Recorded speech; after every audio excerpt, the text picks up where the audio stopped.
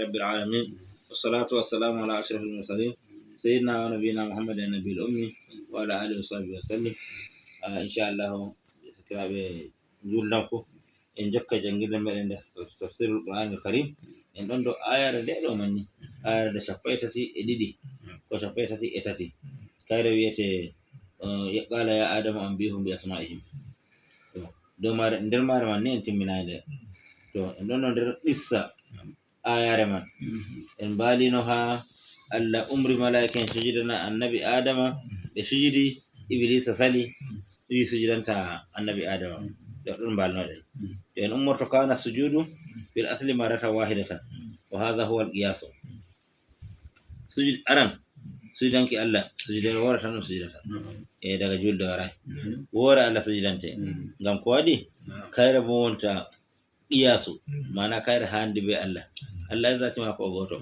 to nde o goto ka sujudere wora handi worani huwa laibu kanjum woni ko leɓata ko fottata kam sujudere woore kayre malaika en sujudanta Allah li anna Allah wahidu ngam Allah o goto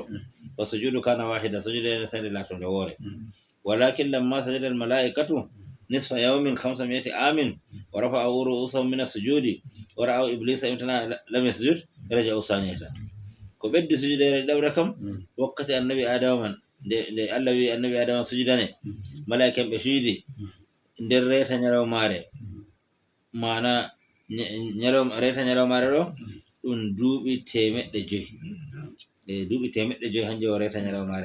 ñalawmare wakkati en ngel to ɓe sujudi duuɓi 100 kanjum wonta duuɓi shekara 500 ko ɓe ɓamti koye maɓɓe ɓe tammino ko moye sujudi nde ɓe ɓamti koye maɓɓe sai ɓe gi iblis sujuday nde ɓe gi iblis sujuday sai ɓe lori ɓe sujudi ɗaɓre kamɓe to ɓe limte nder iblis caninge sujudugo sajadu sujuda saniya sai ɓe ɓeddi sujudere wonde ɗaɓre shukra lillahi tabaraka wa taala ɓe ɗon getta Allah nden Allah acci ɓe har ɓe kemɓe ɓe tokki umrore mako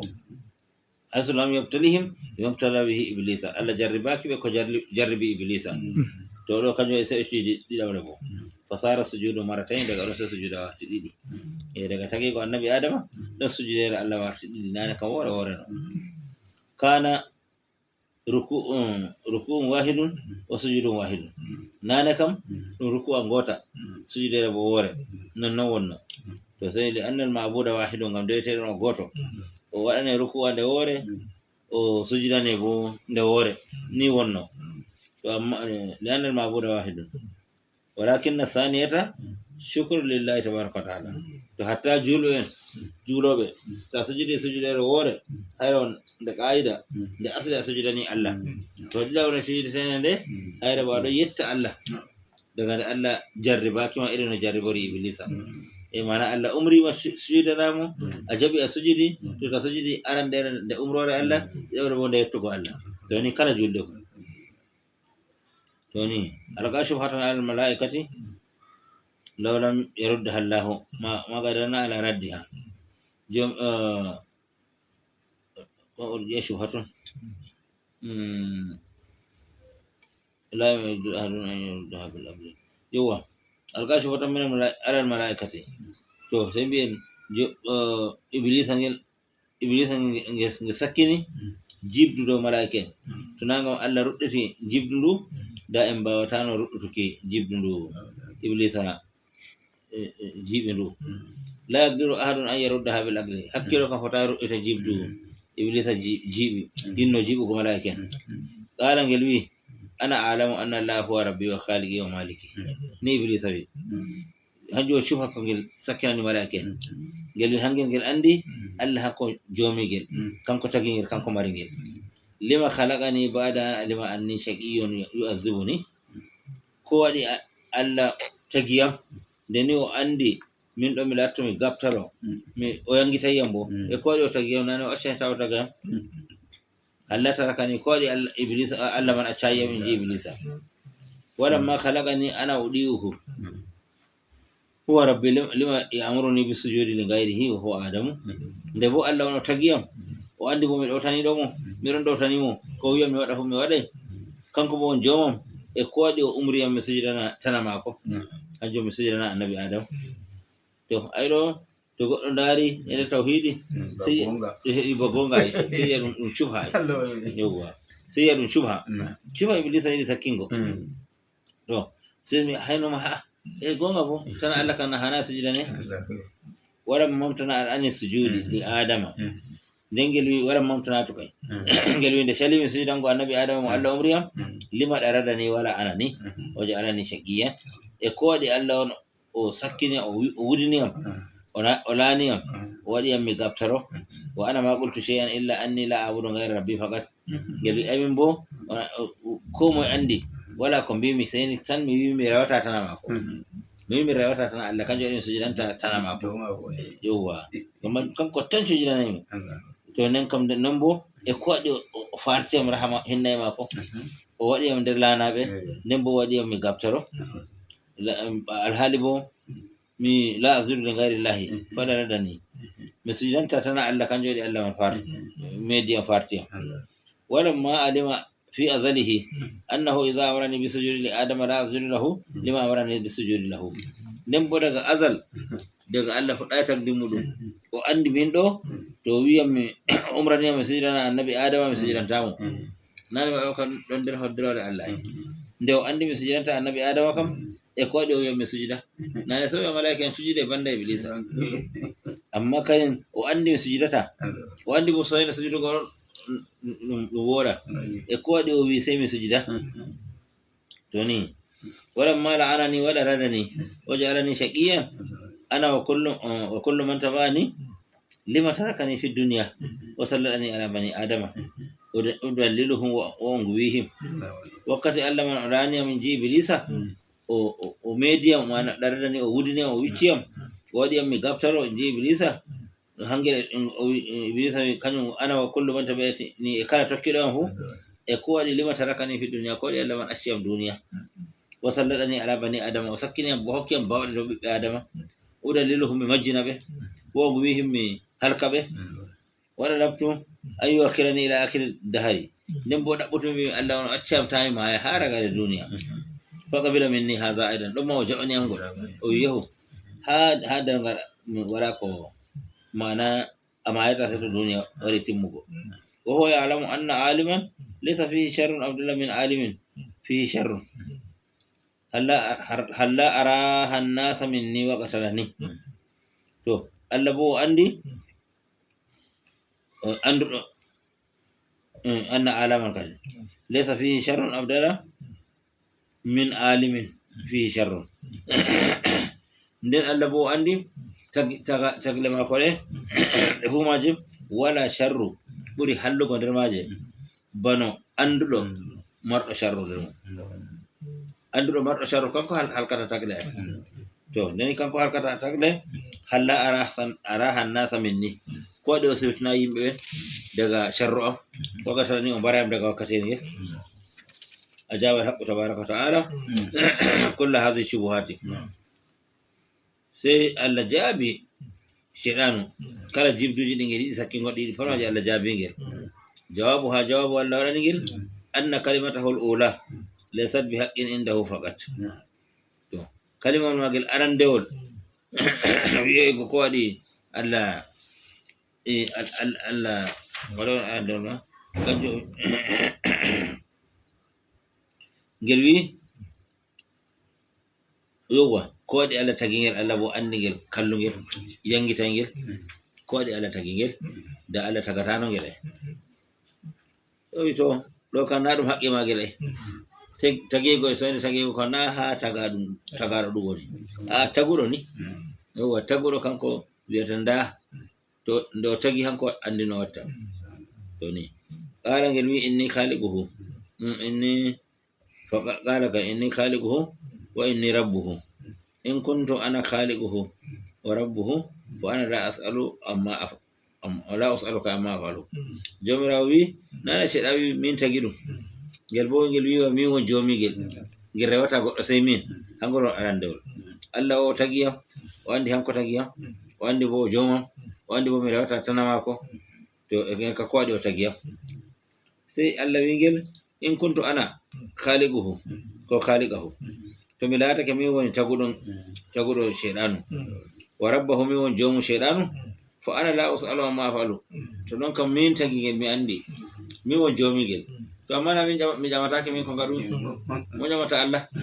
ko waɗi kaza la usalu amma afalu to ni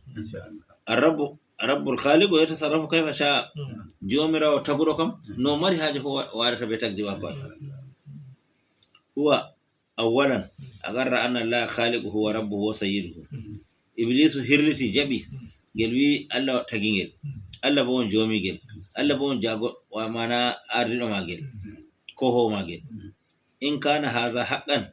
laysa alayhi illa an yamtasila kulla ma amarahu bihi faqat toni konngol magel ngol gonga bano ngel wi Allah tagi ngel yowa Allah mari ngel to toni non kam to nden kam e ko waɗi yowa to non banni kam Allah jabori ngel to toni ngel gongay ay nen kam ngel wala ko wondo magel se ngel otano umrore makko ko o wi fu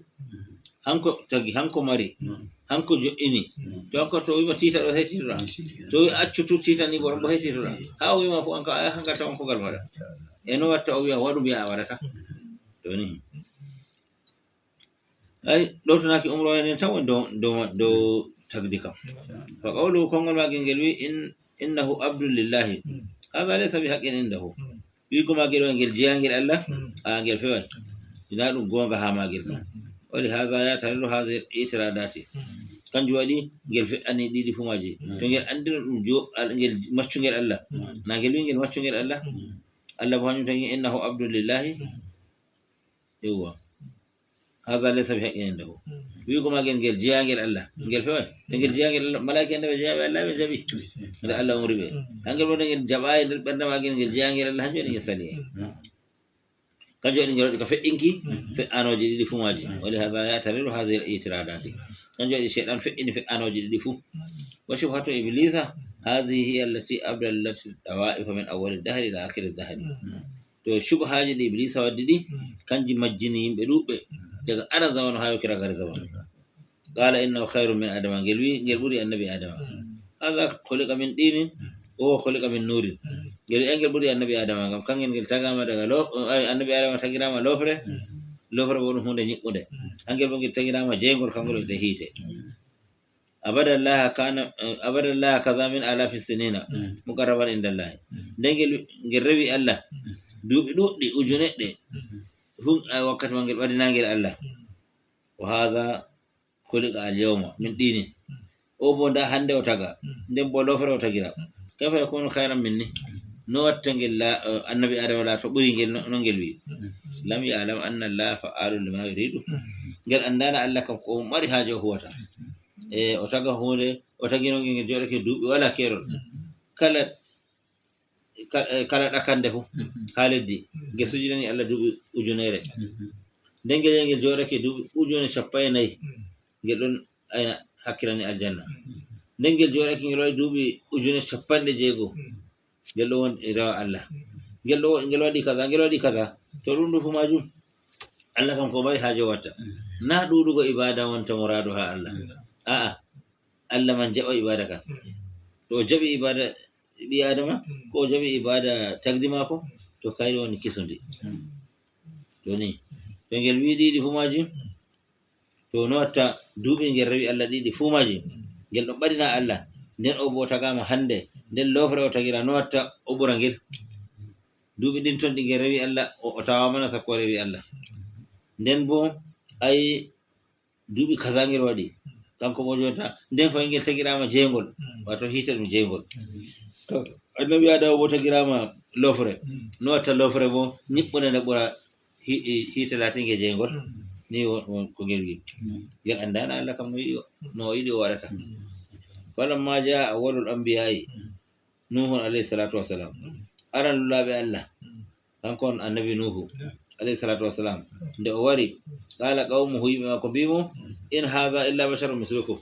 way ko waɗi ɓe ɗowtanaki annabi nuhu oɗo kam ɗum iri moɗon neɗɗon iri moɗon la yastahiqu an yattabi'uhu ila akhiril ummati to sey mbi a heraki ma o tokke no watta o tokke ay to Allah ɗum yiɗi min tokko kam sey ɗum wadde ɗum darana min Allah on amma dama a neɗɗo iri amin nden ɗum gara mbiya an wiyete an hani min tokko to ni kangol kongol kala hefere fu kala hefere to wari ko weta annabojo mako hefere patto ɓe ngari ko ɓe mbiyata annabojo maɓɓe anta illa basharum misluna ma anta illa basharum misluna an ɗo ɗum ɓandu iri amin notto min tokkoma a ɓandu tonen kam min kolleni Allah min tokkomo ni ɓe mbiyata oyi to muskila ka iblisu wi ka mi ɓuri wane ko mi fota e wane to hanka halki ummatoje pat ha ragare ummatore ha dow ummatore annabi sallallahu alaihi wasallam wa hakaza qalat quraish fi muhammad sallallahu alaihi wasallam non quraish ko ma bi annabi jonde wari oɗon wasana no mbimo ma anta illa basharun misluna an ka aneɗɗo iri amin to ni noon hefere ɓanɗo ɓe mbiyata annabi maɓɓe wa hadi shubhatun la tartafi'u anin nasi ɗo ɗum jibdu goɗɗum ɗum ittata ko nder yimɓe wa kullu shubhatin yu'addu badu kay wa kullu shubhatin badu innama tatafarraqu min hadhihi shubhati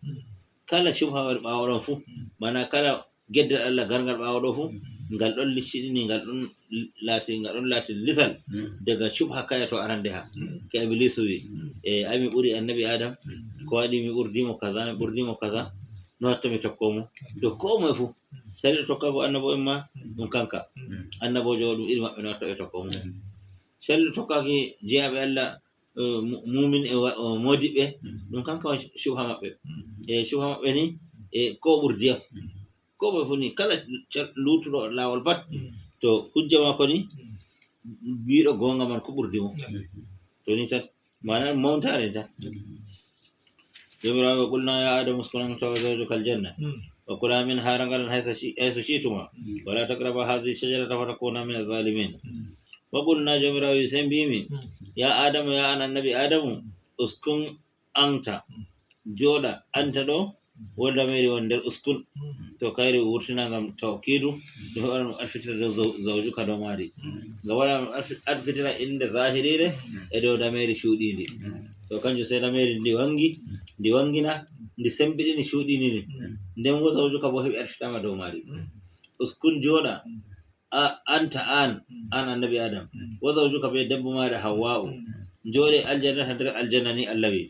wakula ñaame min ha ibgo aljanna ragadan ñamdu peeshindu la hajara fihi ndu wala faddaki e muɗum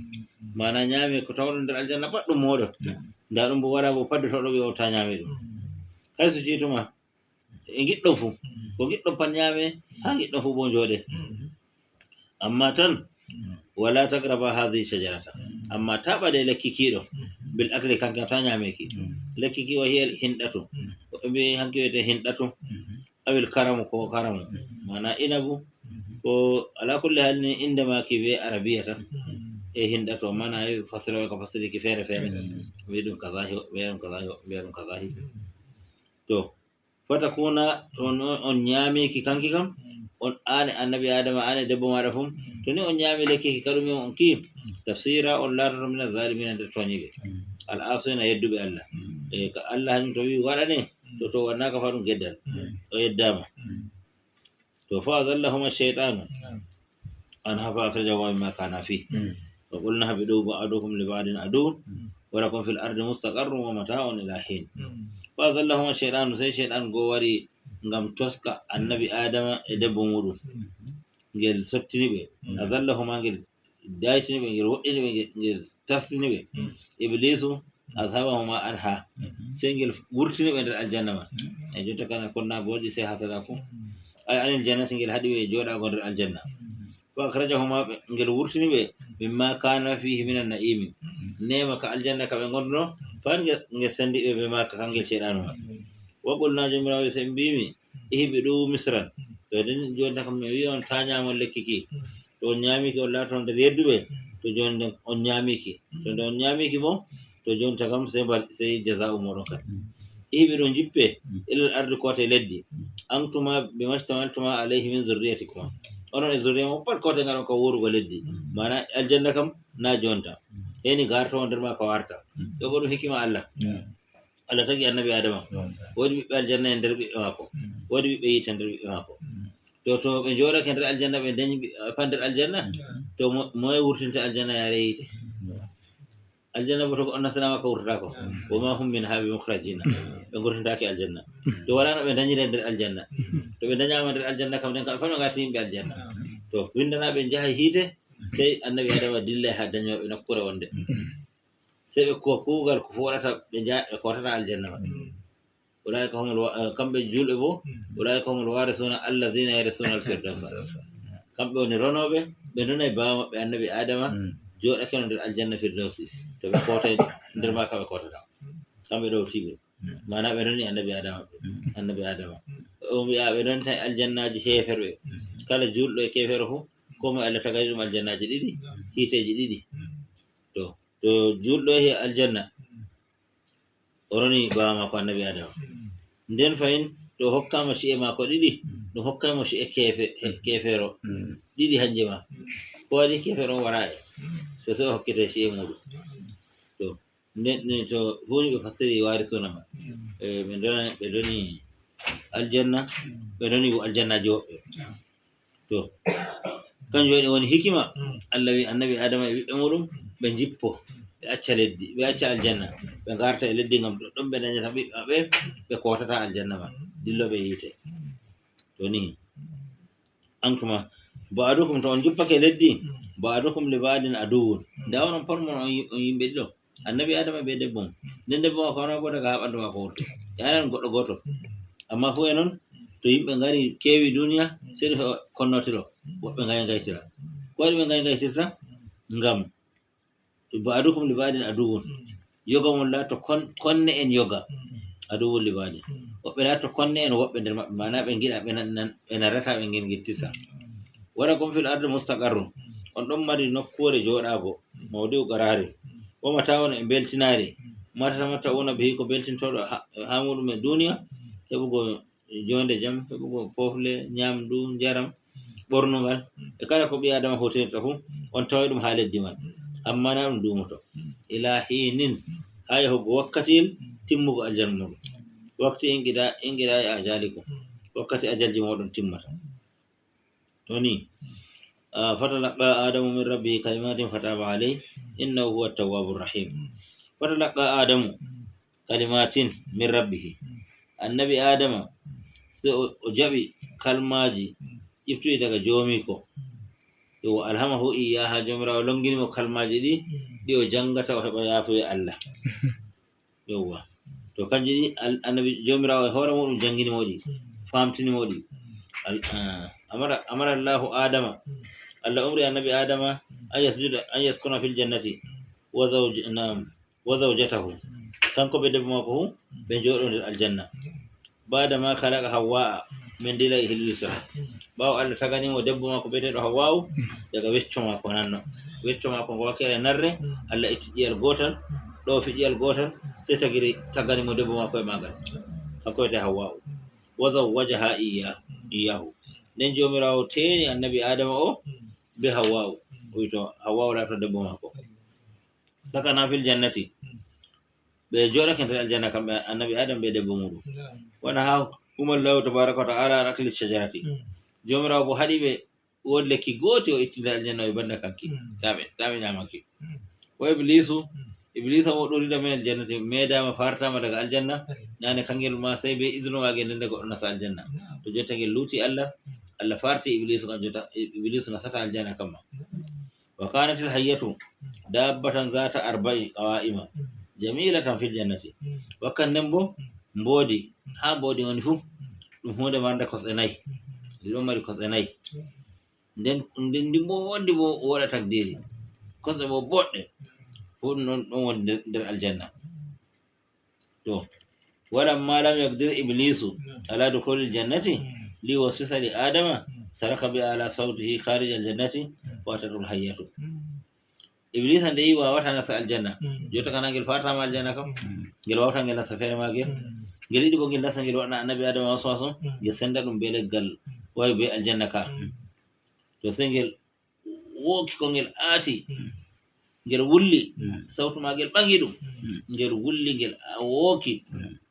yaasi aljanna kadi na ngel ɗon yaasi to sey mboodi wari tawi ngel nde mboodi wari baka iblisu go sey woyi woyani mboodi go وقال لها إبليس بودي أنا عندي نصيحة لآدم ولا أقدر على دخول الجنة اجعليني في فمك حتى تراني الملائكة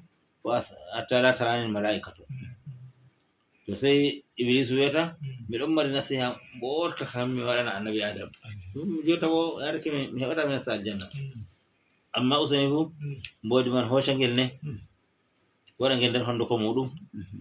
gabta malaika ngi angel to malaika ngi ngel to ngel sal janna ngel wi to usain bodi wala ngel hondo ko mudum sai sal do magel yara ngel ha annabi adama woni jam ngel wi bononi wa asaba ila adama ngel wi ta kangel shedanu ngel wi ta malaika ngi mi ha annabi adama do o addilahu nasihata mi hokkamo nasiha kan mi wi go ka usain yara to halat al hayatu hadha bodi sai mabbe hondo ko sai shedanu nasti ودخل إبليس على حواء سي إبليس آرتي ها حواء ها دب النبي آدم وجد آدم غائبا قلت واي النبي آدم سي دب ما كتب فأقسم بالله سنجر هنري الله أن هذه الشجرة شجرة الخلد إذا أكلا منها لا يخرجان من الجنة أبدا قل هنري الله تو عندي جهاد الله وتهنرك الله ني وجبي آدم سنجر هنني حواء ongi nokkure nde aljanna ka lekki kiiɗo ki wi on ta ñamo ko waɗi ɓe kadi on ñamgoki gam to on ñamiki on gurtata ko aljanna ɗum lekki duumare sajaratil khuldi wa mulkin la yabla ɗum lekki ki duumare e laamu bo ngu hiiɗata to on ñamiki ni on duumake nder aljanna to honoraki allah ɗo kanjum estiwe wa idha lam yakula minha to on ñamaki la budda an allaha yukhrijuhuma min yukhrijukuma ko non وإذا لم يأكل منها قال بيبي تو نياما لكيكي لابد أن لا يخرجهما من الجنة لا سكو ولا ألا تم ورثين بدر الجنة ودو متى كنت معك قال الحواء لا يقدر أحد أن يقسم بسم الله وهو كاذب حواء كان يقول عندي ولا باو درتك الله هنر الله الحال بو فيه أسي إبليس كون فيه وتناولت الشجرة سي حواء سي إتي mana to ɓingel to leggal ko to bafol wonni ko itti ha lekki man hawa ittiki alhamdulillah inchallah on mbawi ha ɗo allah alhamdulillah ilmindillah allahuma salli wa salli wa barik ala sayyidina muhammadin abdika wa nabika rasulika nabi ummi wa ala alihi wa sahbihi wa sallim subhana rabbika rabbil izzati amma yasifun wa salamun